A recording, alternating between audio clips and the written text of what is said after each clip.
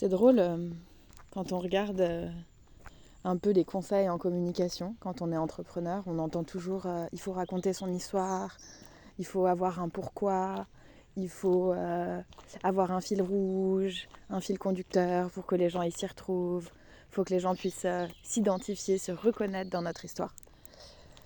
Et c'est quelque chose qui reste toujours très très très abstrait pour moi, parce qu'un pourquoi, j'aurais envie de dire que le monde aille mieux, que le monde vive en paix, mais visiblement c'est pas suffisant pour que des gens aient envie de pousser la porte de mon cabinet et de mes espaces. Et mon histoire, quand je la regarde, je me trouve plutôt chanceuse. Je me dis, ma vie, elle est assez simple. Il n'y a pas eu de grandes tragédies qui permettent de faire des grands volte-face et de devenir la super-héroïne de ma vie. Mais je vais quand même essayer de partager aujourd'hui quelle lecture je fais de, en tout cas, mon chemin de petite fille, d'adolescente, de jeune adulte, de femme. Et du coup, en enregistrant ces mots, peut-être trouver, et en vous parlant, trouver mon propre fil rouge.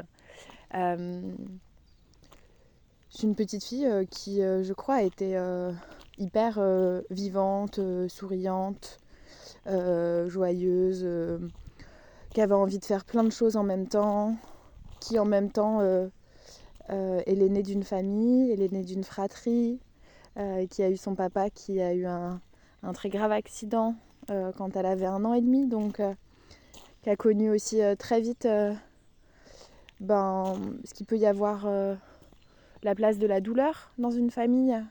Et du coup, quand je réfléchis, j'ai l'impression d'avoir toujours été adulte. Même si je suis certaine qu'au quotidien, c'était pas le cas, mais dans ma manière de penser, j'ai l'impression d'avoir toujours été adulte, même toute petite. De ne pas avoir eu cette innocence, ce qui n'a pas bien sûr empêché et entravé la joie. Et puis après, j'ai grandi, j'ai toujours adoré l'école, adoré avoir 1000 activités, la danse classique, le théâtre, le violoncelle, tout ce qui me permettait d'être sur scène, tout ce qui me permettait d'utiliser mes sens artistiques, ce qui me permettait d'être vue, d'avoir de la reconnaissance, d'être félicitée, d'être mise en lumière. À l'école, je cherchais toujours les mots de mes professeurs. J'ai toujours eu des liens particuliers avec mes profs. J'avais besoin de leur regard sur mon travail. J'avais besoin d'être reconnue en tant que première ou deuxième de classe, d'être félicitée. Et en même temps, je rougissais toujours beaucoup dès que je levais la main, dès que j'allais au tableau. J'étais pas quelqu'un de timide, mais j'ai jamais été l'extravertie. J'ai jamais été celle qui est au centre d'un groupe. Et pendant mes années de collège et de début de lycée, j'ai vécu des sensations de rejet, d'être mise à part. Je me disais même, mais est-ce qu'un jour, j'embrasserai un garçon ? Est-ce qu'on est sûr que ça arrivera ? Est-ce qu'un jour on me regardera pour ça ? Et puis j'ai découvert ma passion pour l'hôtellerie. Ça m'a permis de faire mon premier pas d'émancipation, de quitter la maison, de partir en internat, d'avoir la possibilité d'évoluer en dehors du cadre éducatif. Un cadre éducatif bienveillant mais assez strict, avec beaucoup de valeurs profondes inculquées, qui sont très belles mais qui, quand on est adolescente, peuvent être aussi parfois un peu enfermantes ou un peu moralisatrices. Surtout autour de la sexualité, du couple, du plaisir. Bon, mes parents n'apprendront rien en écoutant cet audio. C'est des sujets dont on parle très librement aujourd'hui, que ce soit notre éducation ou le regard que l'on porte sur notre vie. Et ça, c'est un gros cadeau. Et cette émancipation, la deuxième étape, elle s'est faite quand je suis partie à l'étranger. J'ai toujours dit à ma mère, je vivrai au moins 1000 km de chez vous. Pas par désamour, mais par besoin de liberté. Et je savais que cette liberté, elle ne pourrait pas avoir lieu. Je ne pourrais pas sortir de ma chrysalide tant que je ne serais pas partie hors de la France. loin de personnes qui me connaissent déjà. Ça ne m'a pas empêché de toujours me remettre dans la même position socialement, qui est la sauveuse, l'écoutante, la psy, celle qui est toujours là pour les autres. Mais petit à petit, la partie extravertie, sensuelle, séductrice, pouvait quand même exister. Et je crois que c'est pour ça que j'ai choisi des métiers en hôtellerie, des métiers où en fait c'est toujours une constante scène de théâtre, où on peut jouer plein de rôles. Et quand je travaillais à Singapour, je travaillais avec des grandes robes longues, décolletées et des talons aiguilles rouges de 14 cm. Donc vous pouvez imaginer à quel point c'est différent d'aujourd'hui, et pourtant j'aime. C'est un gros travail aujourd'hui de retrouver cette part de moi. Donc voilà, je suis partie à l'étranger. À l'étranger, j'ai découvert la fête, j'ai découvert que je pouvais être vue en tant que femme, vue par un homme. J'ai continué à parfois sentir ma blessure de rejet qui se réactivait. Et puis dans les relations, surtout, j'avais l'impression qu'on ne me voyait jamais tel que moi je me voyais. Bon, avec du recul, je sais que c'est lié à tous les masques que je posais. Et du coup, je ne me laissais pas voir vraiment. Bon, vous le savez, ça c'est un travail de toute une vie, quoique. Donc, j'ai plutôt été une évitante, une femme évitante en relation. De toute façon, j'avais toujours, je changeais de pays au bout de 6 mois, ou je changeais de job au bout d'1 an. Donc, il y avait une telle envie de prioriser mon propre désir d'expansion que du coup, je ne m'attachais pas. Et en même temps, quand je voulais m'attacher, je souffrais énormément que l'autre ne veuille pas s'attacher. Ah là là, on attire toujours nos plus grandes peurs. Et un jour, j'ai reposé mes valises en France. Et puis j'ai pris du temps. J'ai arrêté mon métier en hôtellerie. J'ai pris du temps pour ressentir. J'ai pris du temps pour me dire, mais attends, qui t'es en dehors de ce magnifique personnage que t'as façonné ? Donc respire, va découvrir de nouvelles choses. J'ai fait un accompagnement en sexothérapie, puis des week-ends chamaniques, puis ma formation en breathwork. Et en posant mes valises en France, je me suis aussi permise de petit à petit reconstruire un cercle solide autour de moi, dans mes amitiés, d'en prendre soin. Ces amitiés qui, elles, ne m'ont jamais demandé d'être l'écoutante, et qui, en tout cas, à chaque fois que j'ai envie de faire exister une autre facette de moi, me le permettent grandement. Et ça, c'est un cadeau immense. Vraiment.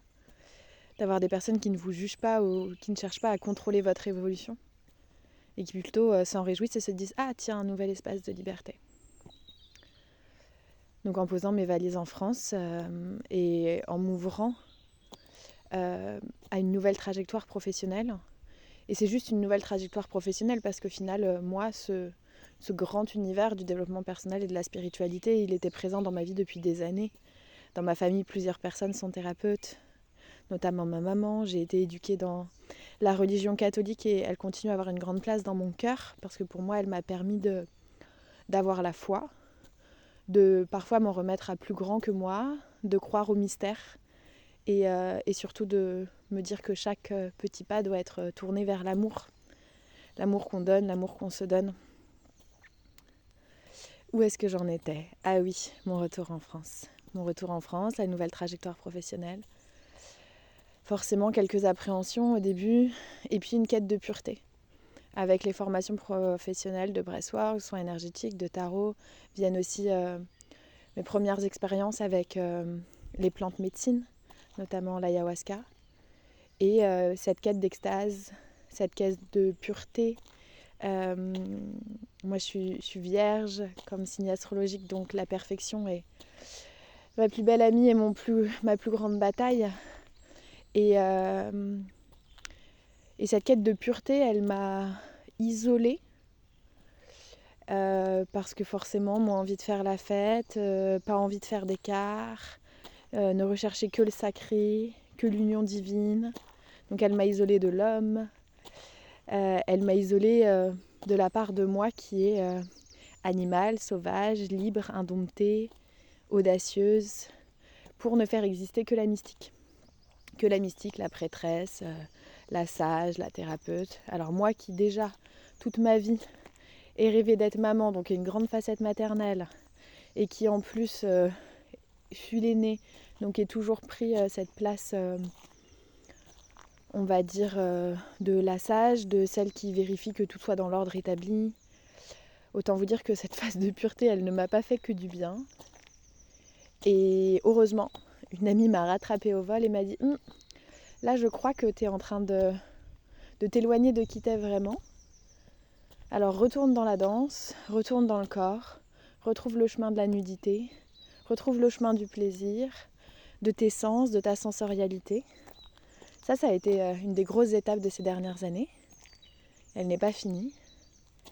La deuxième grosse étape, ça a été que, en étant toujours la thérapeute pour les autres, eh bien, je me suis coupée de mes propres émotions à moi.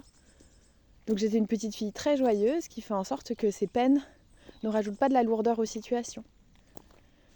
J'ai toujours été une grande communicante, mais je communiquais quasiment jamais à personne mes vrais états intérieurs à moi. Je communiquais sur ce que je faisais, mais pas sur ce que je ressentais. Et l'année dernière, du coup, l'étape, ça a été vulnérabilité. Pleurer, accepter de ne pas avoir les réponses, accepter que l'autre peut avoir des réponses pour moi, accepter que l'autre peut m'aimer même quand je suis à terre, et accepter qu'en fait, on n'a plus envie que je sois la Vierge sur son pédestal, mais plutôt une humaine parmi ses sœurs, parmi ses amis, parmi la foule. Donc ça a été le deuxième gros apprentissage de ces dernières années. Et aujourd'hui, pendant que je suis en train de marcher dans la nature en enregistrant cet audio, aujourd'hui l'étape c'est, ok, continuer à pas laisser de côté, mais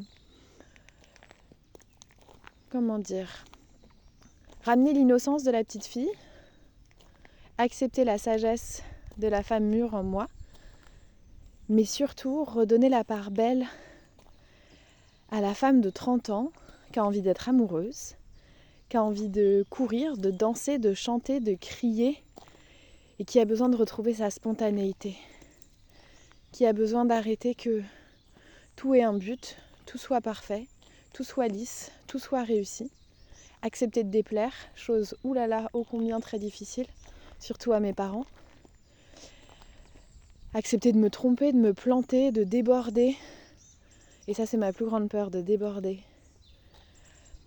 Donc voilà tout ce que j'avais à vous livrer. Je ne sais pas sous quelle forme, mais je vous partagerai ces mots. Mais c'est un bout de mon chemin. Mes plus grands rêves, c'est d'être maman. C'est ce que je rêve depuis 15 ans. Je parle souvent à l'âme de mes enfants le soir ou quand je suis en voiture. C'est d'être amoureuse. Ça aussi, je parle souvent à l'âme de cet homme. Relâcher les attentes, accepter que l'autre sera sûrement très différent de tout ce que j'ai projeté et que ça sera parfait comme ça. J'ai jamais douté que j'allais être maman, mais toujours douté qu'un homme pourrait m'aimer au point de vouloir des enfants avec moi. Et c'est depuis peu que j'arrive à dire cette phrase sans pleurer. Mes autres grands rêves, c'est de un jour ouvrir un lieu qui sera la rencontre entre mon métier d'hôtelière et ma passion pour le prendre soin sous tous ses aspects. Le corps, la psyché, l'âme, nos émotions, nos sens. Donc aujourd'hui, voilà, c'est ma grosse tambouille, c'est ce qui vit à l'intérieur de moi. J'ai la chance d'être entourée par des femmes et des hommes incroyables, d'avoir aujourd'hui au Pays Basque un noyau d'amitié, plus qu'un noyau, un tissage d'amitié qui est vraiment fantastique et qui voit toujours en moi l'étape d'après, qui voit celle que je suis invitée à devenir au-delà de mes peurs. Voilà, peut-être que tu te seras reconnue dans certains de ces mots. Et si tu as envie d'être accompagnée par une femme qui elle-même s'accompagne au quotidien, si tu as envie de discuter, si tu as envie de vivre des moments humains de cœur à cœur, ben tu peux m'écrire. Je t'embrasse.